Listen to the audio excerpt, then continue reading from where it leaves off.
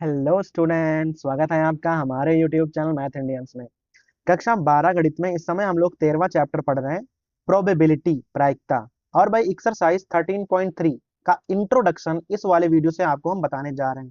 देखो, जो भाई हमारी एक्सरसाइज है 13.3, वहां पर ना आपको दो बातें पढ़नी है। पहली है संपूर्ण प्रायिकता की प्रमेय, थ्योरम ऑफ टोटल प्रोबेबिलिटी। और भाई उसके बाद आपको बेज प्रमेय पढ़नी पड़ेगी। ठीक है, दो प्रमेय आपको यहाँ पढ़नी है, संपूर्ण प्रायिकता की प्रमेय और दूसरी भाई बेज प्रमेय। ठीक है, तो सबसे पहले आपको हम बताएंगे कि संपूर्ण प्रायिकता की प्रमेय क्या होती है। अब जैसे भाई मान लो कि आपके पास कोई ई घटना है।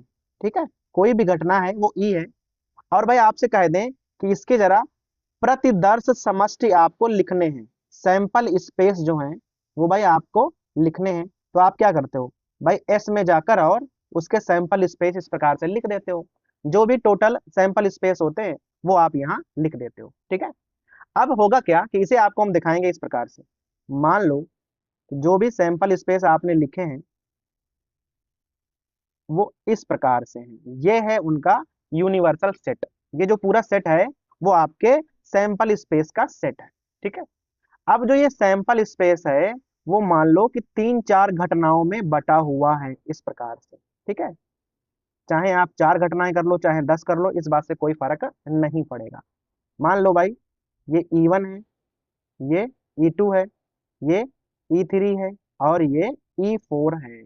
ठीक है, और ये जो E1 E2 E3 E4 है वो आपके यूनिवर्सल सेट एस के ही भाग हैं। तो देखो उसी में हमने बना दिया है।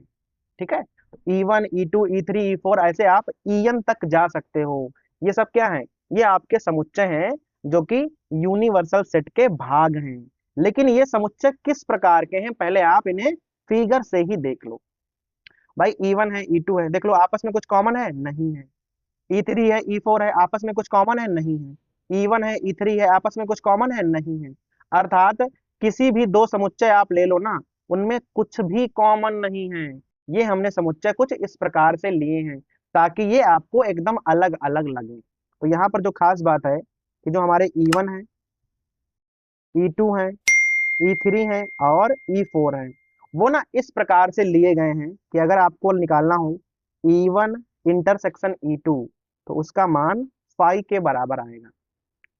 इसी प्रकार से अगर आप E2 इंटरसेक्शन E3 कर दो वो भी फाई होगा। अगर आप E3 इंटरसेक्शन E4 कर दो वो भी फाई होगा। अगर आप E1 इंटरसेक्शन E4 कर दो वो भी फाई होगा। अर्थात किन्हीं दो समुच्चयों के बीच अगर आप इंटरसेक्शन मालूम करना चाहोगे तो वो फाई आएगा, क्योंकि इनमें कुछ भी कॉमन नहीं है। अर्थात ये चारों जो हमने लिए हैं ना, ये डिसजॉइंट सेट है जिनमें कुछ भी कॉमन नहीं मिलता है।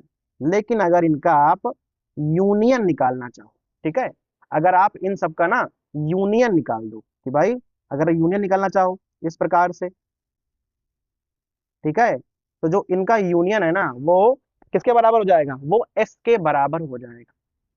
ठीक है, अगर आप यहाँ एन मान लेते हो भाई E1 E2 E3 E4 E5 E6 ऐसे आप En तक जाओगे ना, तो अगर आप सबका निकालोगे यूनियन तो वो यूनिवर्सल सेट जो हमारा एस है ना उसके बराबर हो जाएगा, जो कि भाई सैंपल सेट होता है। टोटल जो आउटकम होते हैं उनका जो सेट होता है उसके बराबर होंगे।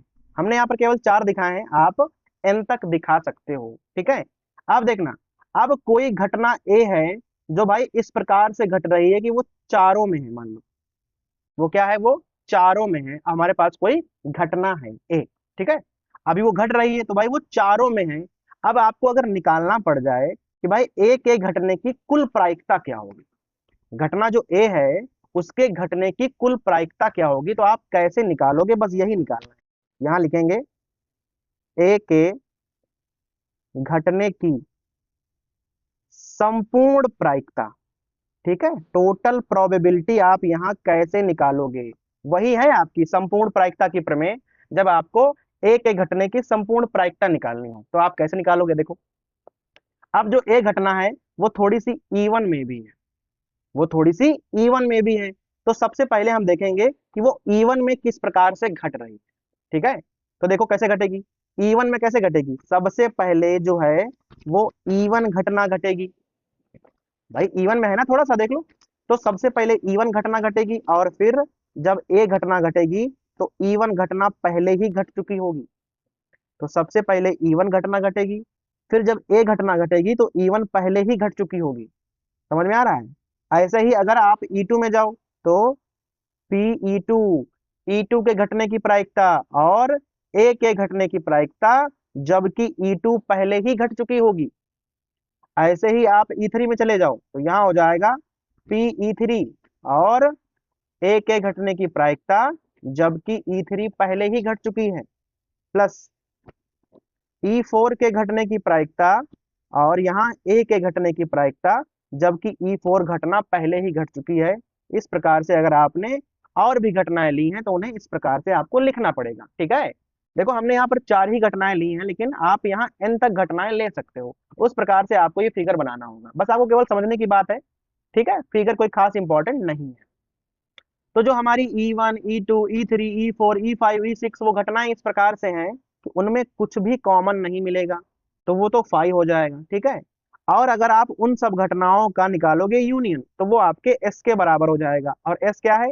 S है प्रतिदर्श समष्टि, जो आपके टोटल आउटकम है ना उनका समुच्चय होता है S, जिसे हमने यहाँ यूनिवर्सल सेट के रूप में लिखा हुआ है। फिर कोई घटना A है जो कि भाई इस प्रकार से घट रही है कि वो चारों घटनाओं में शामिल, तो अगर हम उसके घटने की प्रायिकता निकालेंगे तो सबसे पहले हमने E1 घटने की प्रायिकता निकाली, फिर हमने ए घटना घटाई लेकिन E1 पहले ही घट चुकी थी, फिर हमने E2 घटना घटवाई और दोबारा से ए घटना घटवाई लेकिन E2 पहले ही घट चुकी थी, तो वहां पर कंडीशनल प्रोबेबिलिटी लगानी पड़ती है। और आप इन सबको जोड़ दोगे ना तो आपको मालूम पड़ जाएगी ए के घटने की संपूर्ण प्रायिकता। ठीक है भाई, थ्योरी थोड़ी सी कठिन लगती है, ज्यादा कठिन भी नहीं है, अगर आप थोड़ा सा प्रयास करोगे तो समझ में आ जाएगा। तो अगर आपको निकालना हो ए के घटने की प्रायिकता, ठीक है, तो आप उसके संपूर्ण प्रायिकता जो है वो इस प्रकार से लिखने वाले हो।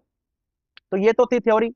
अभी आपको ना यहाँ पर एक हम सवाल बताने वाले हैं, जिससे ना आपको एकदम से समझ में आ जाएगा कि भाई ये वाले सवाल आपको कैसे हल करने हैं और सवालों में ना इस प्रमेय का यूज कैसे करना है। तो उसके लिए हम उदाहरण नंबर 15 आपको बताने वाले हैं। देखो, किसी व्यक्ति ने एक निर्माण कार्य का ठेका ले लिया है। प्रॉब्लम यह है कि हड़ताल होने की प्रायिकता है 0.65 और हड़ताल न होने की तथा हड़ताल होने की स्थितियों में निर्माण कार्य के समयानुसार पूर्ण होने की प्रायिकताएं हैं 0.80, 0.32। कह रहा है कि निर्माण कार्य के समयानुसार पूर्ण होने की प्रायिकता आपको ज्ञात करनी है। ठीक है भाई, तो सबसे पहले होता क्या है कि जो जो जानकारी आपको उसने दी है ना वो आपको नोट करनी होती है। पहली जानकारी है हड़ताल होने की प्रायिकता कितनी है? 0.65। तो हम लोग क्या करेंगे ना, इन्हें पहले हम घटनाओं के रूप में मान लेंगे। यह है आपका एग्जाम्पल नंबर 15। तो यहां आप लिखने वाले हो कि हड़ताल होना, अगर आप उसे E1 मान लो, हड़ताल होना घटना E1 है, और हड़ताल ना होना, भाई दोनों चीजें है ना, हड़ताल हो भी सकती है और हड़ताल नहीं भी हो सकती है, अगर उसे हम E2 मान लें। क्लियर हो रहा है? हड़ताल होने को अगर आप E1 मान लो, हड़ताल ना होने को अगर आप E2 मान लो, और वो कह रहा है कि काम पूरा होने की प्रायिकता आपको निकालनी है वो भी समय से, तो यहां लिखो काम पूरा होना वो भी समय से। उस घटना को आप ए मान लो। ठीक है, भाषा जो है आप अपने हिसाब से सही कर लेना। यहां लिखोगे हड़ताल होना जो है वो घटना E1 है, हड़ताल ना होना घटना E2 है, और समय से काम पूरा होना जो है वो घटना ए है। 3 घटनाएं हमने यहाँ पर मान ली हैं। अब देखो आपको दिया क्या क्या है। सबसे पहले आपको मालूम है हड़ताल होने की प्रायिकता क्या है? 0.65। बहुत ध्यान देना पड़ेगा आपको।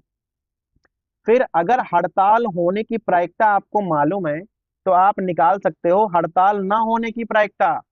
PE2 कैसे निकालोगे? 1 से घटाना पड़ेगा ना, तो घटा दो, आ जाएगा 0.35।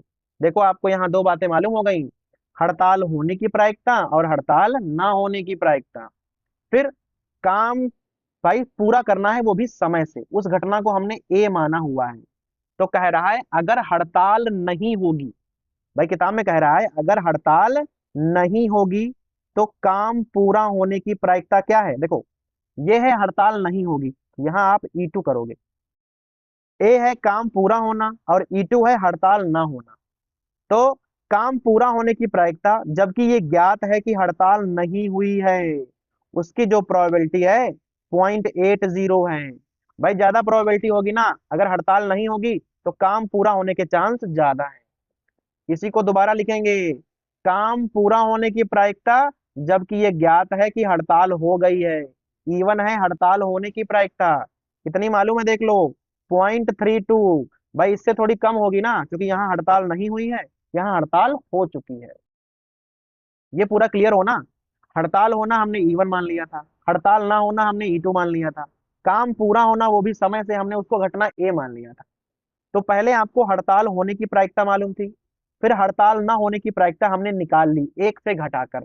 जस्ट उल्टा घटनाएं है ना, तो एक से घटाकर आप निकाल सकते हो। फिर ये चीज खास है, ए है काम पूरा होना और E2 है हड़ताल ना होना। तो ये है काम पूरा होने की प्रायिकता जबकि ये ज्ञात है कि हड़ताल नहीं हुई है, ये प्रायिकता है। काम पूरा होने की प्रायिकता जबकि ये ज्ञात है कि हड़ताल हुई है, तो ये प्रायिकता हो जाए।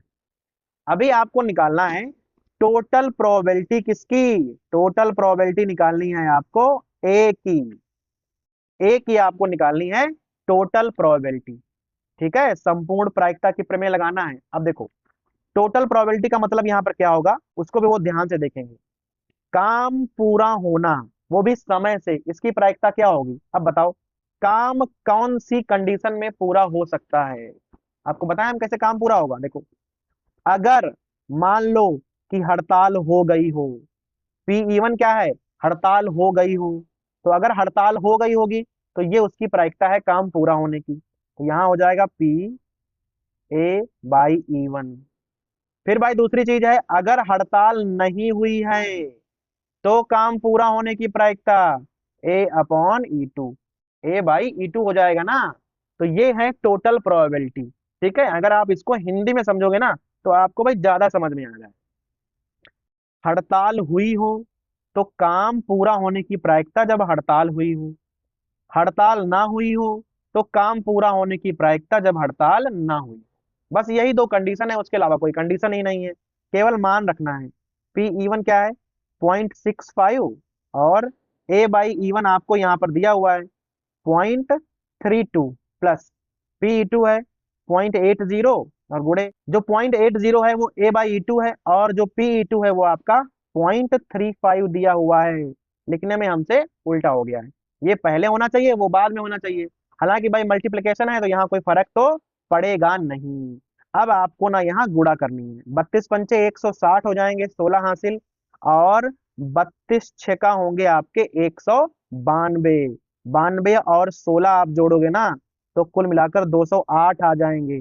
और इस प्रकार से दशमलव लगेगा, यहाँ पर आप गुणा कर लो, 8×5 40 और 8×3 24 और 28 आ जाएंगे कुल मिलाकर। और भाई इस प्रकार से आप दशमलव लगा दोगे और अगर इन दोनों को जोड़ोगे ना तो इस प्रकार से आ जाएगा 0.488। अर्थात काम पूरा होने की जो प्रायिकता है वो क्या हो जाएगी 0.488।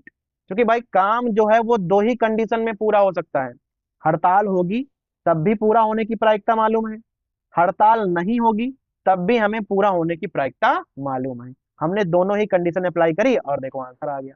तो इस प्रकार से हमें हर सवाल में टोटल प्रोबेबिलिटी लगानी है। अब जरा इसको देख लो, और जो अपना ये वाला सूत्र है, सेम ही तो सूत्र है, P(E1) P(A)/E1। देखो P(E1) P(A)/E1। बस यहाँ पर क्या है कि यहाँ पर दो ही घटनाएं E1 E2 दो ही भाग थे, यहाँ पर जैसे हमने 4 भाग लिए थे, ऐसे अगर आपके पास 10 भाग हो तो आपको 10 बार ये चीज लिखनी पड़ेगी। ठीक है भाई, भाई कोई भी सवाल हो वहां 2 भाग होंगे या बहुत ज्यादा 3 भाग होंगे, इससे ज्यादा किसी सवाल में होते नहीं। तो भाई यहाँ तक तो आपको समझ में आ गया होगा। तो देखो अगर आपको संपूर्ण प्रायिकता की प्रमेय समझ में आ गई है तो आप भाई समझ जाओ कि जो बेज प्रमेय है जो कि आपको हम आगे पढ़ाने वाले हैं वो आपको ना काफी आसान लगने वाली है। क्योंकि जो आपकी बेज प्रमेय है ना वो एक्चुअली में संपूर्ण प्रायिकता की प्रमेय ही है, बस भाई जरा सा अंतर है। ठीक है, अब अंतर कितना है पहले आप उस बात को देख लो। वैसे ही हम एक बनाएंगे यूनिवर्सल सेट एस। ठीक है, और भाई मान लो इसके 3 भाग हैं, E1 है, E2 है और E3 है। कोई घटना ए है जो कि भाई इस प्रकार से घट रही है। यहाँ पर हमने केवल 3 ही भाग किए हैं। ठीक है, कितने भी भाग आप कर सकते हो, कोई दिक्कत नहीं है।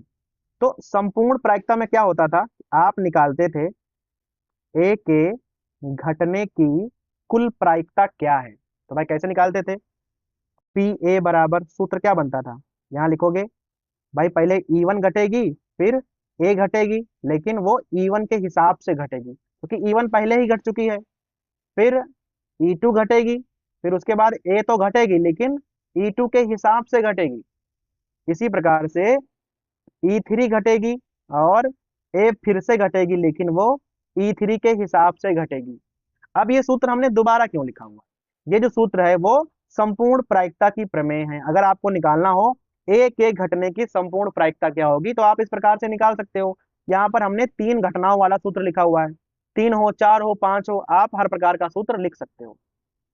बेज प्रमेय में अलग क्या हो जाता है, बेज प्रमेय में होता क्या है कि यहाँ पर जो सवाल है वो थोड़ा सा बदल जाता है, जो सवाल है वो थोड़ा सा बदल जाता है। अब ये सवाल क्या बदलता है पहले आप इस पर ध्यान दो। तो भाई बेज प्रमेय में अलग क्या होता है, यहाँ पर आपको ए के घटने की तो प्रायिकता निकालनी होती है लेकिन पूरी प्रायिकता नहीं निकालनी होती। वो कहता है कि भाई ए तो घटेगी लेकिन मान लो वो E1 के हिसाब से किस प्रकार घटेगी, आपको केवल इस प्रकार की प्रायिकता निकालनी होती है। तो यहाँ पर अलग क्या है भाई, संपूर्ण प्रायिकता में आपको टोटल प्रोबेबिलिटी निकालनी होती है, लेकिन बेज में क्या है वो कहेगा कि एक ही प्रोबेबिलिटी तो बताओ लेकिन हमें E1 के हिसाब से बता दो, ठीक है, या E2 के हिसाब से बता दो या E3 के हिसाब से बता दो। तो क्या होगा, सूत्र एकदम बदल जाएगा। तो यहाँ पर आपको निकालना है E1 के घटने की प्रायिकता जबकि ए घटना पहले ही घट चुकी है। यहाँ पर इस प्रकार से पूछेगा, जबकि संपूर्ण प्रायिकता में क्या था, वहां पूछेगा कि ए के घटने की कुल प्रायिकता हमें बता दो, लेकिन बेज में कहेगा कि E1 के घटने की प्रायिकता जबकि ये ज्ञात है कि ए घटना पहले ही घट चुकी है। तो इस चीज को आप कैसे निकालोगे, ठीक है। तो सीधा चले जाओ आप पहली एक्सरसाइज में, कंडीशनल प्रोबेबिलिटी में। तो भाई इस प्रकार से सूत्र बनता था, वही देखो यहाँ पर हम सूत्र बनाए दे रहे हैं। E1 इंटरसेक्शन ए जो नीचे होता है वो नीचे होता है। अब आप E1 इंटरसेक्शन ए का मान कहाँ रखोगे, प्रायिकता के गुणन नियम से रखोगे और PA का मान आप यहां से रख दोगे। तो देखो सूत्र आप किस प्रकार से बन जाएगा, ठीक है। तो इधर तो हमको ऐसे ही उतारना है, P E1 इंटरसेक्शन ए का मान क्या हो जाएगा, आपको भाई यहाँ पर ध्यान देना है, हो जाएगा PE1 PA अपॉन E1, इस प्रकार से हो जाएगा। और भाई आपको PA का यहाँ मान रखना है, तो यहाँ क्या हो जाएगा PE1 PA अपॉन E1, फिर यहाँ हो जाएगा PE2 PA अपॉन E2, फिर भाई यहाँ हो जाएगा PE3 PA अपॉन E3, इस प्रकार से, और भाई आपका आंसर मिल जाएगा। तो बेज प्रमेय और संपूर्ण प्रायिकता की प्रमेय में क्या अंतर आपने पाया, क्योंकि भाई संपूर्ण प्रायिकता में पूछेगा कि आप ए की टोटल प्रोबेबिलिटी बता दो, क्लियर है, लेकिन यहाँ पर ऐसा नहीं पूछेगा, यहाँ कहेगा कि E1 के घटने की प्रायिकता बताओ जबकि ए घटना पहले ही घट चुकी है। तो सबसे पहले हमने यहाँ लगाई कंडीशनल प्रोबेबिलिटी, ठीक है, साफ प्रतिबंध प्रायिकता। फिर इस चीज का मान हमने ये वाला रख दिया, कहाँ से रखा है, प्रायिकता के गुणन नियम से, और PA का मान हमने ये वाला रख दिया कहाँ से, संपूर्ण प्रायिकता की प्रमेय से, और ये जो सूत्र है वो बन गया है बेज प्रमेय का सूत्र। अगर यहाँ E2 हो तो आप E2 वाला ऊपर रख लो, अगर यहाँ E3 हो तो यहाँ आप E3 वाला ऊपर रख लो, नीचे सब कोई रहा करेगा, जितनी घटनाएं टोटल होंगी, मान लो यहाँ 3 घटनाएं हैं तो नीचे तीनों घटनाएं रहेंगी, लेकिन ऊपर वही खास घटना रहेगी जिसके बारे में आपसे पूछा गया होगा, ठीक है। ऐसे तो ये उतना समझ में नहीं आ रहा होगा आपको, लेकिन जैसे ही एक उदाहरण द्वारा आपको बताएंगे ना हम, तो ये पूरा आपको समझ में आ जाएगा। अब भाई एक उदाहरण देख लो, उदाहरण नंबर देखो 16 लिखा हुआ है। दो थैले हैं आपके पास, एक फर्स्ट है एक सेकंड है, दो थैले हैं। थैला जो फर्स्ट है उसमें 3 लाल गेंद हैं, 4 काली गेंदें हैं, और जो थैला सेकंड है उसमें 5 लाल हैं, 6 काली गेंदें हैं। किसी एक थैले में से एक गेंद निकाली जाती है जो कि लाल रंग की है, इस बात की क्या प्रायिकता है कि यह गेंद थैला सेकंड से निकाली गई है। देखो सवाल किस प्रकार से बदल गया है, अगर यहीं पर पूछ देता कि एक गेंद निकाली गई है जो कि लाल रंग की है तो उसकी प्रायिकता आप बता दो, तो ये सवाल था संपूर्ण प्रायिकता वाला, भाई ठीक है। भाई दो थैले हैं, उसमें से रैंडम हमने क्या किया है, एक गेंद निकाली है लाल रंग की, तो उसकी प्रायिकता अगर पूछ देगा तो ये सवाल हो जाएगा संपूर्ण प्रायिकता की प्रमेय का। लेकिन उसने ऐसा नहीं पूछा है, गेंद तो लाल रंग की निकाली है हमने, पर आप इस बात की प्रायिकता बता दो कि वह सेकंड वाले थैले से निकाली गई।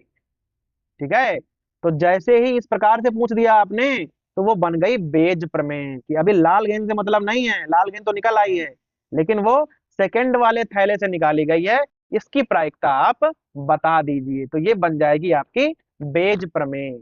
और देखना इसे हम किस प्रकार से हल करेंगे। क्या करोगे भाई आप, ये हमारा थैला फर्स्ट है और ये हमारा थैला सेकंड है, दो हमने भाई यहाँ पर थैले बना दिए। यहाँ पर 3 लाल गेंद हैं और 4 हैं काली गेंदें। यहाँ 5 लाल गेंदें हैं और 6 हैं काली गेंदें। ठीक है, दोनों थैले हमने बना दिए। अब जो थैला है ना, यहाँ देखो लिखोगे थैला चुनना। ठीक है, तो जो पहला थैला है उसे हम घटना E1 मान लेंगे, और जो दूसरा थैला है उसे हम घटना E2 मान लेंगे। क्लियर हो गया है, पहला थैला है E1, दूसरा है E2। और हमको निकालना क्या है, हमको निकालना है लाल गेंद, उस बात को हम ए मान लेंगे। तो लाल गेंद निकालना जो है घटना ए है, पहला थैला जो है वो E1 घटना है, और जो दूसरा थैला है वो E2 घटना है। ठीक है, अब देख लो आप यहाँ किस प्रकार से सवाल लगाने वाले हैं। सबसे पहले आप निकालो E1, पहला थैला चुनने की प्रायिकता। देखो आपके सामने दो थैले रखे हैं और आपसे हम कह दें कि इनमें से कोई एक थैला उठा लो, तो भाई आपके पास दो थैले हैं, तो चुनने की प्रायिकता हो जाएगी 1/2। भाई दो ही ऑप्शन है, उसमें से आप कोई एक चूज कर सकते हो। इसी प्रकार से जो E2 होगा ना, उसकी प्रायिकता भी 1/2 ही हो जाएगी। भाई इसकी भी आधी और इसकी भी आधी, क्योंकि आपके पास दो ही थैले हैं। फिर अगर हमें लाल गेंद निकालनी हो तो उसकी प्रायिकता क्या हो जाएगी, ध्यान दीजिएगा। A/E1 आपको प्रोबेबिलिटी निकालनी है। हिंदी में क्या कहेंगे, लाल गेंद की प्रायिकता जबकि कहां से निकाली गई है, E1 थैले से निकाली गई है। यहां से आप जरा लाल गेंद निकाल के दिखाओ। तो लाल गेंदें हैं 3 और टोटल गेंदें आपके पास 7 हैं, निकल आई। ऐसे ही निकालो A/E2, लाल गेंद निकालने की प्रायिकता जबकि वह थैला द्वितीय से निकाली गई है। तो यहाँ लाल गेंदें 5 हैं और भाई कुल मिलाकर 6 5 11 गेंदें हैं। सब कुछ मालूम हो गया। अब वो पूछ क्या रहा है उस पर जरा ध्यान दो। उसने पूछा है कि लाल गेंद तो निकल आई है, हमको मालूम है, लेकिन वो थैला E2 से निकाली गई है, इसकी प्रायिकता बताओ।